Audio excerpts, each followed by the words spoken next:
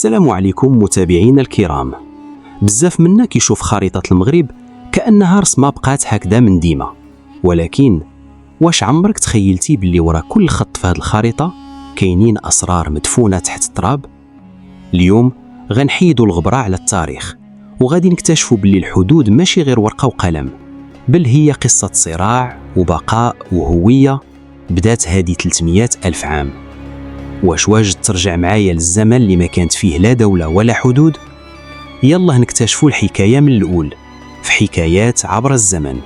قبل ما نهضروا على الملوك والحروب والحدود، خصنا نطفيو الضوء المدول اللي كنشوفوها اليوم ونرجعوا بالزمن اللور بزاف، واحد العصر اللي كانت فيه الأرض خاوية من كل شيء إلا من الطبيعة القاسية. تخيل معايا إنسان كيعيش حياة المواجهة اليومية، لا قانون كيحميه ولا حدود كتأثره، همه الوحيد هو يلقى ما ياكل ويحمي راسه من الوحوش وتقلبات الجو. وهذه المرحلة بالضبط المغرب كان هو بطل القصة في العالم كله. كيفاش؟ أجي نمشيو لجبل إيغود جهة اليوسفية. هاد البلاصة ماشي غير موقع أثري، هذه هي البلاصة اللي زلزلات العلم. تماك لقاو بقايا أقدم إنسان عاقل في العالم، الهومو سابينس، كيرجع ل 315 ألف سنة. هذا الاكتشاف كان بحال شي صدمة للمجتمع العلمي، حيت قبل منه كان كيسحاب لهم باللي أصلنا كاملين جاي غير من شرق إفريقيا. ولكن جبل إيغود قال للعالم لا، المغرب حتى هو مهد البشرية. وإلا طلعنا للشمال الدار البيضاء غنلقاو مقلع طوما، تماك الحجر والتراب نطقوا بحقيقة أخرى، استيطان بشري كيوصل 773 ألف سنة. هاد الأرقام ماشي غير تاريخ، هادي شهادة باللي المغربي الأول ما كانش غير عابر سبيل، بل كان ساكن وناحت الجبل واكل من هاد الأرض عبر عصور متتالية. ولكن خاصنا نكونوا واضحين في واحد النقطة، في هاد الزمان ما كانوش ملوك بتيجان وقصور كيف ما كنشوفوا في المسلسلات، ولكن كانت البذرة الأولى للسلطة كتحط. الإنسان في المغرب بدأ كينتقل من الترحال للاستقرار، ومن الفردية للجماعة المنظمة.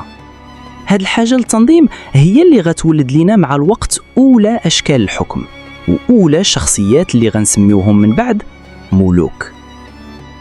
ومع نهاية الألفية الثانية قبل الميلاد وقعت الحاجة اللي غتبدل وجه المغرب للأبد: أول اتصال مع العالم الخارجي. تخيل معايا سكان السواحل المغربية كيشوفوا سفن غريبة جاية من بعيد، من أقصى الشرق، من مدن أسطورية بحال صور وصيدا. هادو هما الفينيقيين، ملوك البحر والتجارة. في البداية ما جاوش باش يستوطنوا، بل كانوا بحال الرحالة تجاريين، كانوا كيقلبوا على الكنوز، المعادن والمنتجات البحرية. ولكن مع الوقت هاد الزيارات الخفيفة تحولت لاستقرار حقيقي ما بين القرنين التاسع والثامن قبل الميلاد. وهنا بانوا مدن تاريخية باقية شاهدة لحد اليوم. أولها ليكسورس في العرائش، اللي كتعتبر من أقدم المراكز الحضارية في المنطقة كاملة. وثانيها جزيرة موغادور، صويرة حاليا. وعارفين علاش كانت موغادور غالية عند الفينيقيين؟ ماشي غير على الحوت، بل على كنز كيتسمى الأرجوان، واحد الصباغة كتخرج من القواقع البحرية، كانت هي أغلى مادة في العالم القديم، وما يلبسوها غير الملوك والأباطرة. المغرب بفضل هذه المواقع ولا هو المزود الرئيسي للفخامة في العالم المتوسطي. ولكن خاصنا نصحوا واحد الفكرة غالطة عند البعض: الفينيقيين ما جاوش الأرض خاوية، بل لقاو قدامهم مجتمعات أمازيغية حية ومنظمة، الناس ضابطين شغلهم في الفلاحة والرعي والصيد، وعندهم حتى أسواقهم المحلية. العلاقة في البداية ما كانتش غزو، بل كانت شراكة ذكية. الفينيقيين عطاو الخبرة البحرية والتجارية، والأمازيغ عطاوهم مفاتيح الأرض والمسالك والخيرات. ومع سقوط مدينة الصور في الشرق طلعت النجمة ديال قرطاج، تونس الحالية. هذه القوة الجديدة ما بقاتش غير تابعة للفينيقيين، بل ولات هي مولة الشغل في المغرب الكبير. قرطاج ما حاولتش تحتل الداخل، بل ركزت على السواحل. وهنا غادي تخرج لنا واحدة من أعظم القصص في التاريخ، رحلة هنون القرطاجي. تخيل معايا في القرن الخامس قبل الميلاد هنون خرج بأسطول ضخم داز من سواحل المغرب الأطلسية، وكاين اللي كيقول وصل حتى لخليج غينيا. علاش؟ باش يرسم خريطة تجارية كتربط إفريقيا بالعالم. المغرب داك الوقت كان بحال المنصة اللي كيتجمعوا فيها السلع والأفكار والبشر، توازن دقيق بين قبائل أمازيغية مستقلة في الداخل ومراكز تجارية عالمية في الساحل. هذا التوازن الهادئ كان غادي يستمر كون ما كانتش واحد القوة غادية وكتاكل الخضر واليابس في الجهة الأخرى من البحر، قوة سميتها روما. ملي طاحت قرطاج العالم كله بدا كيشوف واحد القوة جديدة جاية من إيطاليا، روما. وهنا غنعيشوا واحدة من أهم المراحل في تاريخنا، وهي مرحلة المملكة المورية. وقبل ما نكملوا خاصنا نحيدوا واحد اللبس، هاد المملكة ما عندها حتى علاقة بدولة موريتانيا ديال اليوم. حدودها كانت كتمتد من شمال المغرب حتى لوسط الجزائر، كانت هي القلب النابض للغرب المتوسط. في هاد الزمان بانوا ملوك مغاربة لعبوا الشطرنج مع روما، بحال بوكوس الأول اللي كان هو بيضة القبان في الحروب الرومانية الكبيرة. ومن بعده غتجي الشخصية اللي غتغير وجه المغرب ثقافيا، يوبا الثاني. يوبا الثاني ما كانش مجرد ملك، كان عالم وفنان، تربى في روما وقدر يجمع بين الأصالة الأمازيغية والتحضر الروماني. بفضله ولات مدينة واليلي ولا فوليبولوس جوهرة معمارية ومركز عالمي لإنتاج زيت الزيتون والتجارة. تخيلوا المغرب ذاك الوقت كان هو الصالون الثقافي للمتوسط. ولكن هذا العهد الذهبي كانت كتسناه نهاية مأساوية. بطليموس الموري ولد يوبا الثاني غيكون هو آخر ملوك هذه المملكة. القصة كتقول باللي الإمبراطور الروماني كاليغولا اللي معروف بالحماق والغيرة ديالو عيط على بطليموس لروما، وملي شافو لابس واحد المانطو رداء أرجواني فخم بزاف غار منه وأمر بالقتل ديالو سنة 40 ميلادية. هاد الغدر الروماني ما كانش غير نهاية ملك، بل كان هو الشرارة اللي غتشعل المغرب كامل وتعلن بداية السيطرة الرومانية المباشرة. ولكن خصنا نفهموا واحد القضية، الحكم داك الزمان ما كانش مسطرة وخريطة. الملوك الأمازيغ كانوا كيحكموا بالولاء، يعني كلمتك وقوتك هي اللي كتحكم، والحدود كانت كتحرك مع القبائل والتحالفات. هذا النظام المرن ما غيعجبش روما، وملي تغدر الملك بطليموس انفجر الغضب في المغرب، وهنا برز اسم أديمون. أديمون ما كانش غير قائد عادي، كيرجحوا المؤرخون أنه كان من المقربين للملك المغدور، وقاد ثورة زلزلات الوجود الروماني لمدة 4 سنين من 40 ل 44 ميلادية. كانت محاولة انتحارية لاسترجاع الكرامة والاستقلال، ولكن للأسف شجاعة القبائل اصطدمت بالآلة العسكرية الرومانية المنظمة. سنة 44 ميلادية الإمبراطور كلوديوس غياخد القرار اللي غيبدل تاريخ المنطقة، الضم الرسمي.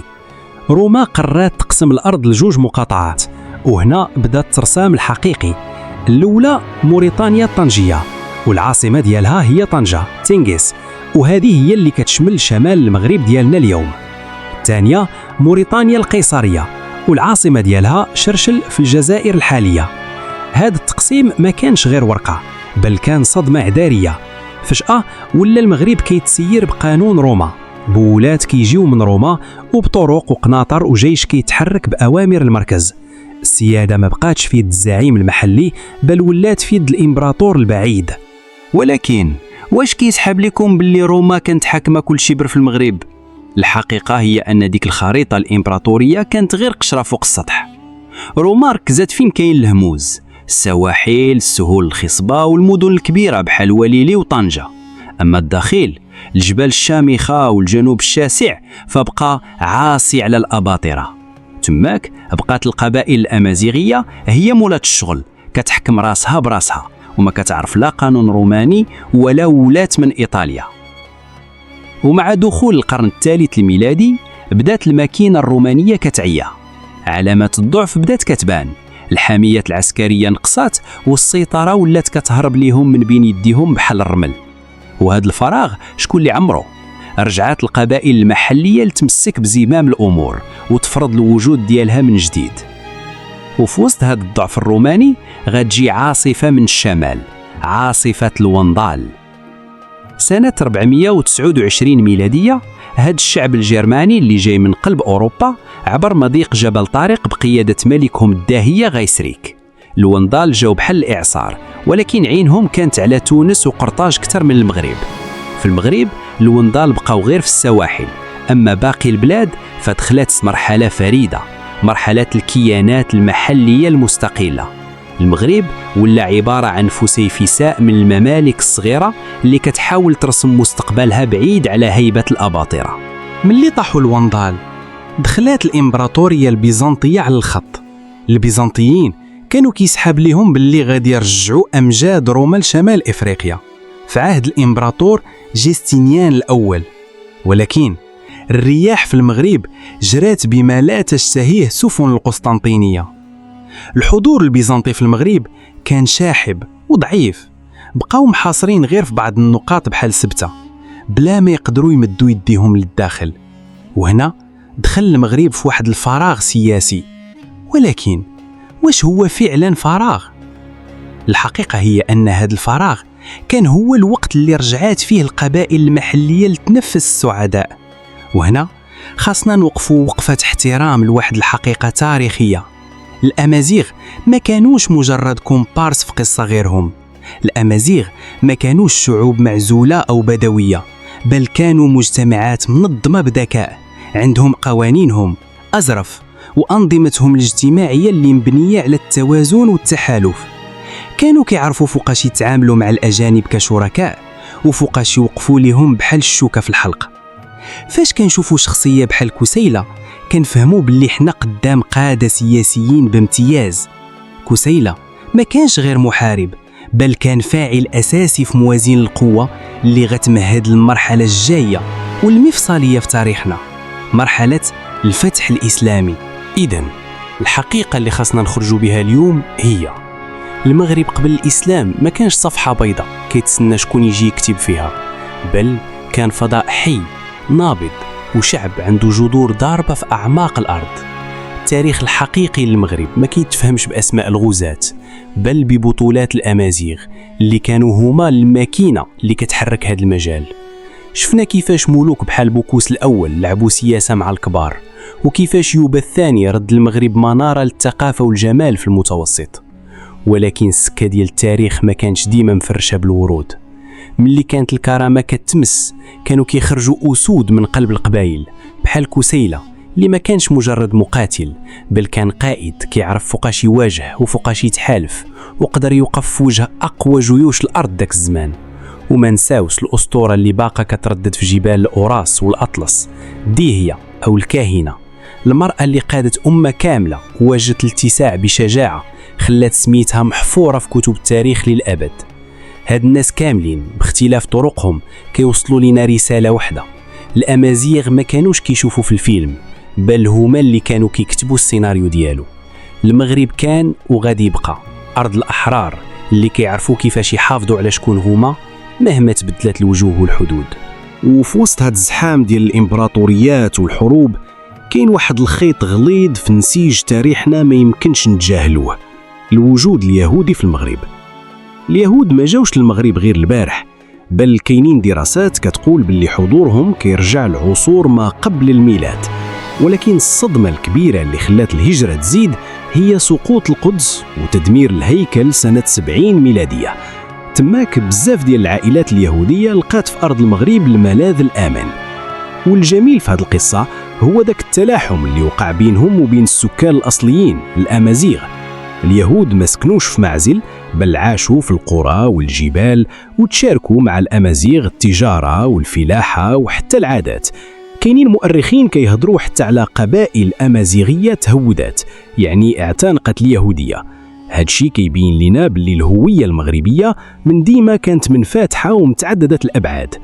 وهذا التداخل الثقافي كيتجسد في واحدة من أقوى الشخصيات اللي عرفها شمال إفريقيا، دي هي أو الكاهنة. دي هي اللي قادت المقاومة ضد الأمويين في أواخر القرن السابع، باقى كتثير الجدل لحد اليوم. كاينين مصادر كتقول باللي كانت يهودية الديانة، ومصادر أخرى كتقول شي حاجة أخرى. ولكن وبغض النظر على دينها، دي هي رمز للمرأة القائدة اللي نبعات من هذا المزيج الثقافي والديني الفريد. دي هي ما كانتش كتدافع غير على أرض، بل كانت كتدافع على نموذج عيش مشترك كيتجمع فيه الأمازيغي واليهودي والمسيحي تحت راية واحدة، راية الاستقلال. سنة 661 ميلادية الخريطة ديال العالم غتعرف زلزال جديد. الدولة الأموية في دمشق ما بقاتش غير قوة إقليمية، بل ولات إمبراطورية عينيها على الغرب، على شمال إفريقيا والمغرب. الطريق ما كانتش مفرشة بالورود. المحطة الأولى كانت مصر اللي ولات القاعدة اللي غنطلقوا منها الحملات، ولكن التحدي الحقيقي هو دوك المساحات الشاسعة اللي كيسكنوها ناس ما كيركعوش بسهولة. وهنا كيبان اسم عقبة بن نافع. هاد القائد ما جاش غير باش يحارب، بل باش يبني قلب للوجود الإسلامي، وهي مدينة القيروان. هاد المدينة غتولي هي البوصلة اللي كتوجه الفتوحات نحو المغرب الأقصى. كاين مشهد أسطوري كيوصف عقبة وهو وصل لسواحل المحيط الأطلسي ودخل بفارسه في الماء وهو كيقول: يا رب لو كنت أعلم أن وراء هذا البحر أرضا لخطها إليك. مشهد رمزي كيبين باللي الطموح وصل لنهاية العالم المعروف داك الزمان. ولكن هذا الاندفاع العسكري واجه جدار من المقاومة الأمازيغية الشرسة. وهنا غتبان مدرسة تانية في الحكم، مدرسة أبو المهاجر دينار. أبو المهاجر فهم باللي القوة بوحدها ما كافياش، فخدم على الدبلوماسية والتحالفات. وهنا كيتلاقى مع واحد من أذكى وأقوى القادة الأمازيغ، كسيلة. الصراع بين عقبة وأبو المهاجر وبينهم وبين كسيلة ما كانش غير صراع سيوف، بل كان صراع استراتيجيات غيحدد مصير المغرب لقرون جاية. ولكن هذا التوازن الهش ما دامش بزاف. سنة 683 ميلادية التاريخ غيحبس أنفاسه في واحد البلاصة سميتها تاودة شرق الجزائر حاليا. عقبة بن نافع وهو راجع من حملته وقع في كمين محكم قادوه القوات الأمازيغية بقيادة كسيلة. هذه اللحظة ما كانتش مجرد معركة، بل كانت رسالة واضحة لكل القوة اللي عينيها على هذه الأرض. المغرب ماشي لقمة صائغة، والتوسع فيه ماشي خط مستقيم. من بعد هذه الصدمة غيجيو قادة آخرين بحال حسان بن نعمان وموسى بن نصير. هادو فهموا الدرس مزيان وعرفوا باللي استقرار المغرب كيدوز عبر التفاهم مع القبائل وتنظيم الإدارة، ماشي غير بحد السيف. ومعاهم غتبدا ملامح عصر جديد كيتشكل. الحقيقة اللي خاصنا نخرجوا بها من هذه الرحلة كاملة هي أن المغرب معادلة صعبة. من زمان والمغارضة كيقدروا يحافظوا على استقلاليتهم ويفرضوا شروطهم على أي قوة خارجية. روما، قرطاج، الوندال وحتى العرب، الكل كان مضطر يتأقلم مع الواقع المغربي القح. وبهذا كنكونوا سدينا الفصل الأول من حكايتنا. رحلة بدأت من إنسان جبل إيغود اللي ما كيعرف حدود، دازت عبر تجارة الفينيقيين في ليكسوس وعظمة ملوك الموريا بحال يوبا الثاني، وصمود الأمازيغ قدام الرومان والبيزنطيين، وصولا للفجر الجديد اللي جابوا الإسلام. هذه ماشي نهاية القصة، بل هي غير البداية ديال الهوية ديالنا اللي كنعيشوها اليوم. الخلاصة اللي كنخرجوا بها من هذه السلسلة هي أن المغرب كان دائما مجالا سياديا بامتياز. ما عمره كان فراغ، بل كان مسرح الكيانات وقوة كانت كتعرف كيفاش تفاوض وتواجه وتفرض الوجود ديالها. الحدود اللي كنشوفوها اليوم ما هي إلا فصل حديد في كتاب طويل بزاف، تشكل عبر قرون من التفاعل بين الداخل والخارج. التاريخ علمنا باللي هذه الأرض عندها مناعة خاصة. قاع القوة اللي دازت منها اضطرت تأقلم مع الواقع المحلي الأمازيغي الصرف. الإنسان هنا كان هو المحرك الحقيقي للتاريخ، وهو اللي عاود شكل واقعه في كل مرحلة انتقالية. شكرا حيت وصلتوا معايا لهنا. هذا الاستكشاف مازال طويل، والاشتراك ديالكم في القناة هو اللي كيخلينا نزيدوا نبحثوا في خبايا ماضينا. شاركونا آراءكم، وتذكروا ديما اللي ما كيعرفش تاريخه ما يقدرش يملك مفتاح مستقبله.